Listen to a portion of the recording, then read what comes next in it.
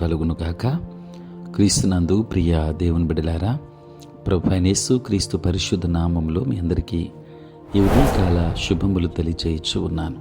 ఈ దినమంతయు మీకు మీ కుటుంబానికి దీవెనకరముగాను ఆశీర్వాదకరముగాను దేవుడు అనుగ్రహించాలని మీ కొరకై ప్రార్థిస్తూ ఉన్నాను. నేటి దినం కొరకు ఏర్పాటు చేయబడిన దేవుని వాక్యము కీర్తనల గ్రంథం 40వ సంకీర్తన 17వ వచనం. నేను శ్రమల పాలై దీనుడినైతిని, ప్రభువు నన్ను తలంచుకొనుచున్నాడు.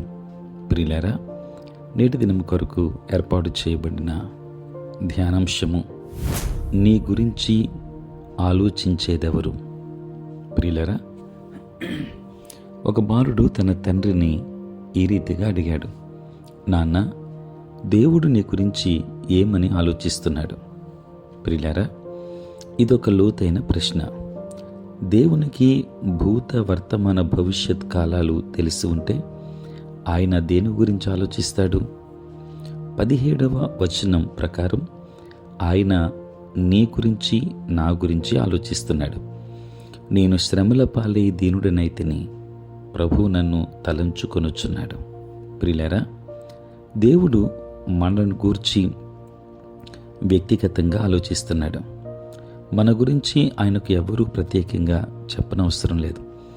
మన భావాలను, సమస్యలను, విచారాలను లేక అవసరతలను గురించి తెలుసుకోవడానికి దూతల బృందాన్ని పంపాల్సిన అవసరం ఆయనకు లేదు. దేవునికి మనం వ్యక్తిగతంగా తెలుసు. మన పేర్లు కూడా ఆయనకు తెలుసు. మన గురించి ఆయన ఆప్తులు, ఆత్మీయుల కంటే ఆయనకు ఇంకా బాగా తెలుసు. మన అక్కరలేమిటో, ఈరోజు మనను బాధించే సమస్య ఏమిటో ఆయనకు తెలుసు. దేవుడు ప్రేమపూర్వకంగా మన గురించి ఆలోచిస్తున్నాడు. ఆయన మన గురించి చెడుగా ఆలోచించడు. మనలను అదుపులోకి తీసుకునే పోలీసు వలె ఆయన మన వైపు చూడడు. తమ పిల్లల గురించి తండ్రి, తల్లి ఆలోచించిన రీతిగా మన పరలోకపు తండ్రి మన గురించి ప్రేమపూర్వకంగా ఆలోచిస్తున్నాడు. ప్రియులారా, దేవుడు మన గురించి జ్ఞానయుక్తముగా ఆలోచిస్తున్నాడు. మన జీవితాల పట్ల ఆయనకు ఒక స్పష్టమైన ప్రణాళిక ఉంది. యెహోవా నా పక్షమున కార్యము సఫలం చేయును అని దావీదు 138వ సంకీర్తన 8వ వచనంలో చెబుతున్నాడు. ప్రియులారా, దానిని ఆయన నేడు జరిగిస్తాడు. వాటన్నిటిని మనం తరచి చూడలేం. అవి ఎలా ముడిపడి ఉంటాయో మనకు తెలియదు, కానీ అవన్నీ మన తండ్రికి తెలుసు. దేవుని కంటికి మరుగై ఉన్నది ఏదీ లేదు.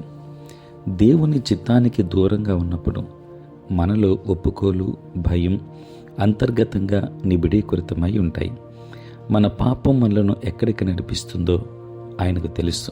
కనుక ప్రభువుతో నడువు. తండ్రి, నా గురించి ఆలోచిస్తున్నందుకై నీకు కృతజ్ఞతలు చెల్లిస్తున్నాను. నేను కూడా నీ గురించి ఆలోచిస్తాను. ప్రియులారా, దేవునికి నీవు సన్నిహితంగా తెలుసు. ఆయనకు నీ పేరు మాత్రమే కాక నీ ప్రతి అవసరత తెలుసు.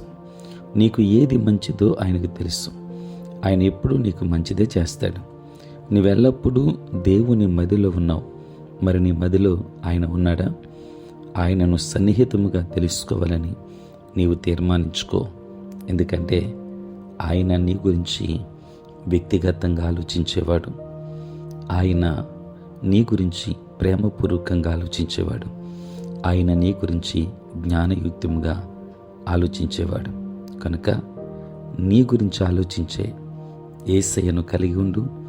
దేవుని ఆశీర్వాదాలు పొందుకో. దేవుడు మిమ్మల్ని, మీ కుటుంబాన్ని బహుగా దీవించునుగాక. ఆమేన్. ప్రార్థన.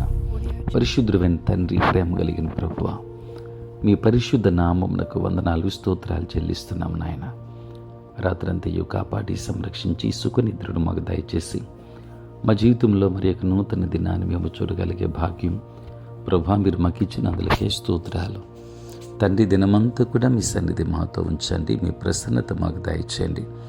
నేటి మా పనులలో, ప్రయాణములలో, పరిచర్యలో మీరే తోడుగా ఉండండి నాయన. దీని దీవెనలతో మమ్మల్ని నింపండి. ఉద్యోగస్తులు, వ్యాపారస్తులు, కష్టపడి పని చేసుకుంటున్న బిడ్డలందరినీ దీవించండి ప్రభు. నీకు స్తోత్రాలు తండ్రి. దూర ప్రాంతాలలో, దూర దేశాలలో ఉంటున్న బిడ్డలను మీరు జ్ఞాపకం చేసుకోండి. ఉద్యోగస్తులు, చదువుకున్న బిడ్డలకు కావలసిన సహాయము, కాపుదల, సంరక్షణ మీరు దయచేయండి నాయనా. నీ సేవ పరిచర్య చేయుచున్న ప్రతి సేవకుని దీవించండి. వారి యొక్క పరిచర్యలో మీరు తోడుగా ఉండండి, ప్రయాణములలో తోడుగా ఉండండి నాయన. సార్వత్రిక క్రైస్తవ సంఘాన్ని దీవించండి నాయన. తండ్రి నాయన నీకు వందనాలు. రక్షణ లేని వారికి రక్షణ భాగ్యాన్ని ఇవ్వండి ప్రభువా. తండ్రి నేటి దినాన పుట్టినరోజు మరియు పెండ్లి రోజు జరుపుకొనుచున్న బిడ్డలను దీవించి నూతన ఆశీర్వాదాలు మెండుగా వారికి దయచేయమని, ఏదైనా దీవెనలతో నింపమని యేసు నామములో అడిగి వేడుకొనుచున్నాము తండ్రి. ఆమేన్. తండ్రి, కుమార, పరిశుద్ధాత్మ త్రియేక దేవుని దీవెన సదా మీకును మీ కుటుంబానికి బిడ్డలకును తోడై ఉండును గాక. ఆమేన్.